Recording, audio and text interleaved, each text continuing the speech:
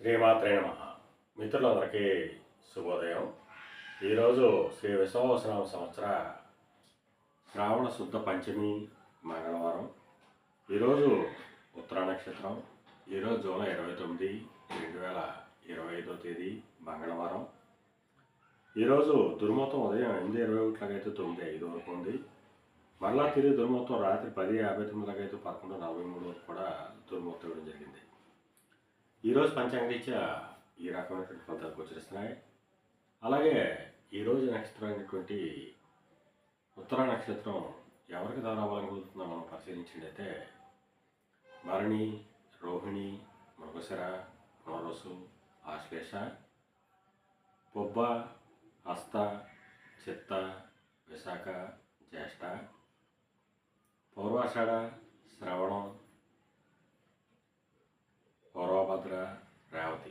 ఈ నక్షత్రంలో జన్మించినటువంటి మన మిత్రులందరికీ కూడా ఈరోజు నక్షత్రం అనేటువంటి ఉత్తర అనుకూలంగా ఉంటుంది. అందువలన ఇప్పుడు చెప్పుకున్నటువంటి నక్షత్ర జాతకులందరికీ ఈరోజు సౌకర్యంగా ఉండే అవకాశం ఉంది. అలాగే ఈరోజు రాశిఫలాలను మనం పరిశీలించినట్లయితే మేషరాశిలో జన్మిన వాళ్ళకి శత్రుభయం కలుగుతుంది. వృషభ రాశిలో జన్మిన వాళ్ళకి సంతానానికి సంబంధించి శుభవార్తలు ఉంటారు. మిథున రాశిలో జన్మిన వాళ్ళకి ఆకస్మిక ప్రయాణాలు చేయాల్సిన అవసరం ఉంటుంది. కర్కాటక రాశిలో జన్మిన వాళ్ళకి పరాక్రమవంతమైన ఆదాయాలు ఏర్పడతాయి. సింహరాశిలో జన్మిన వాళ్ళకి ధనాదాయం వృద్ధి చెందుతుంది. కన్యా రాశిలో జన్మిన వాళ్ళకి ఆరోగ్యం, కొద్దిపాటి కార్యం కలుగుతుంది. తులారాశిలో జన్మిన వాళ్ళకి అనారోగ్య సూచన ఉంది. వృశ్చిక రాశిలో జన్మిన వాళ్ళకి చేసేటువంటి వ్యాపారాలు లాభసాటిగా సాగుతాయి.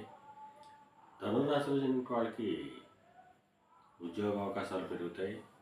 మకర రాశిలో జన్మిన వాళ్ళకి పితృరాజస్థానికి సంబంధించి శుభవార్తలు వింటారు.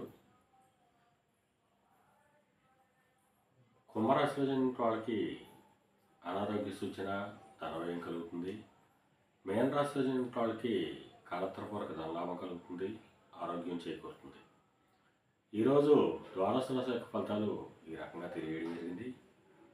అలాగే ఈరోజు రాజకీయ రంగంలో ఉన్న వాళ్ళకి కానీ, సమాజంలో ఉన్నత వర్గాల్లో ఉన్న వాళ్ళకి కానీ, ఉన్నత కుటుంబాల్లో ఉన్న వాళ్ళకి కానీ ఈరోజు మిక్కిలి శుభదాయకంగానూ లాభదాయకంగా ఉండే అవకాశం ఉంది. అలాగే ఈరోజు వ్యవసాయ రంగంలో ఉన్న వాళ్ళకి కానీ, వ్యవసాయ ఉత్పత్తులు క్రయ విక్రయాలు చేసిన వాళ్ళకి కానీ,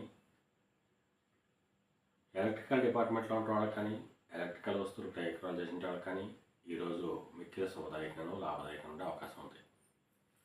అలాగే ఈరోజు మంగళవారం. అందువలన ఆ సుబ్రహ్మణ్యేశ్వర స్వామిని, షణ్ముఖుని తేనెతో కానీ శ్రీకృష్ణతో కానీ అభిషేకించినట్లయితే సర్వశుభాలు కలుగుతాయని చెప్పి శాస్త్రీయ తెలియజేయడం జరుగుతుంది. అలాగే మరలా రేపటి శుభోదయం కార్యక్రమంలో మరిన్ని విషయాలు తెలుసుకుందాం. అంతవరకు మన మిత్రులందరికీ మరొకసారి శుభోదయం.